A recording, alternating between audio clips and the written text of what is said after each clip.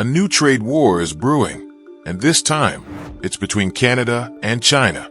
We will be introducing a 100% tariff on Chinese-made electric vehicles and a 25% tariff on Chinese steel and aluminum. But actors like China have chosen to give themselves an unfair advantage in the global marketplace. Economic tensions have escalated after Canada announced a 100% tariff on Chinese electric vehicles and a 25% tariff on Chinese steel and aluminum imports. China didn't waste any time responding. Beijing has hit back with new tariffs on Canadian agricultural products, targeting wheat, canola, and meat exports, industries worth billions to the Canadian economy. This raises some serious questions. How will this affect both economies? Is Canada making the right move? And could this be the start of an all-out trade war? We're about to break it all down. But before we dive in, make sure to subscribe and turn on notifications so you never miss updates on the biggest global trade conflicts shaping the world economy. Now let's get into it. Canada's decision to impose a 100% tariff on electric vehicles from China is one of the most aggressive trade measures in recent years. This isn't just a minor trade adjustment. This decision essentially shuts Chinese automakers out of the Canadian market, making it nearly impossible for companies like BYD, NIO, and Geely to sell their vehicles in Canada. Even Tesla, which produces a significant number of its cars in Shanghai, could feel the impact. And it doesn't stop there.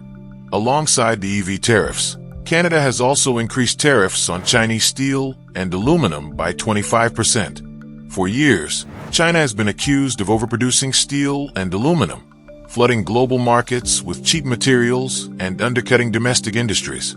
The United States has already placed heavy restrictions on these imports, and now Canada is following suit, citing concerns over unfair competition and national security. Then, on August 26, 2024, Canadian Prime Minister Justin Trudeau made an announcement that sent shockwaves through global markets. He stated, "We will not tolerate dumping practices that jeopardize the sustainability of our economy.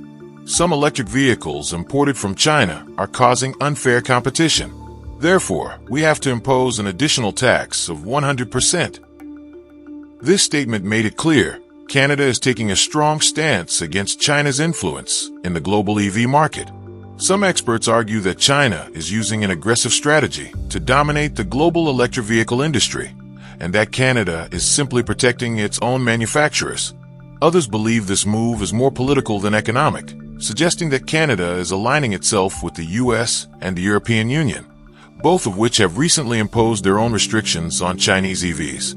But China isn't backing down. China wasted no time responding. Just days after Canada's announcement, Beijing hit back with new tariffs on Canadian agricultural exports, targeting wheat, canola, and meat products. These new tariffs range from 15% to 20%, and they're hitting Canadian farmers right where it hurts. This isn't just about trade. It's a calculated move.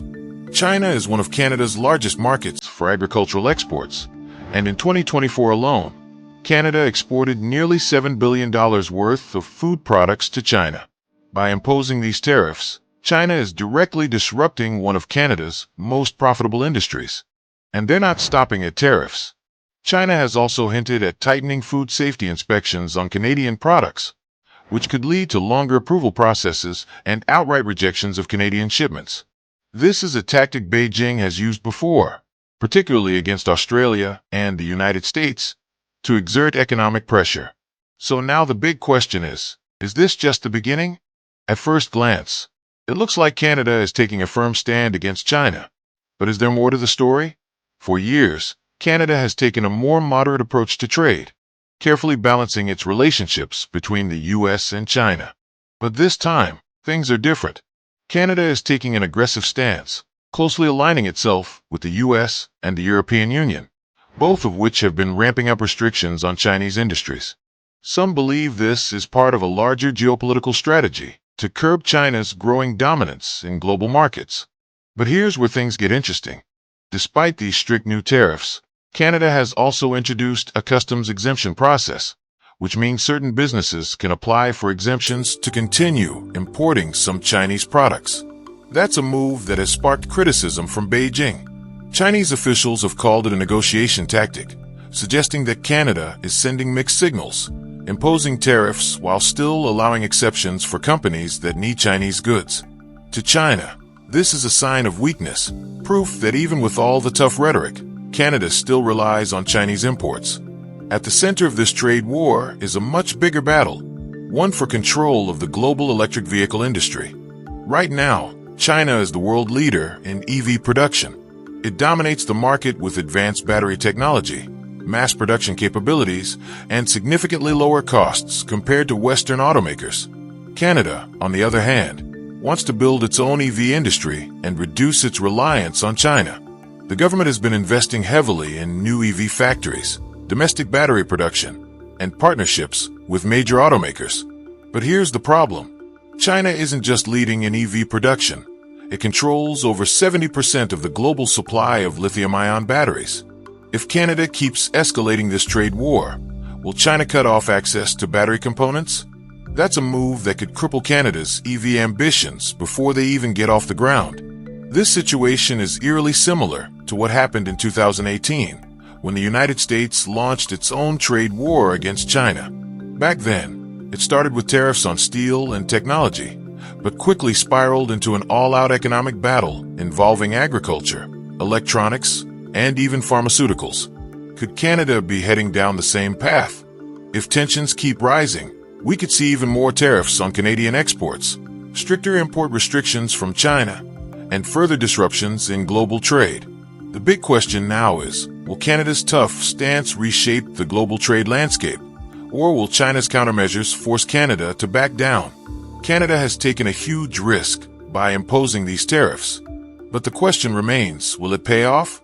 Will Canada successfully build its own EV industry, or will China retaliate harder?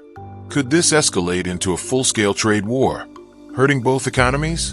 And is this just another move in the larger global struggle to contain China's economic dominance? Let us know your thoughts in the comments below. And if you found this video insightful, don't forget to like, share, and subscribe for more updates on the biggest global trade conflicts shaping our world. Thanks for watching, and we'll see you in the next one.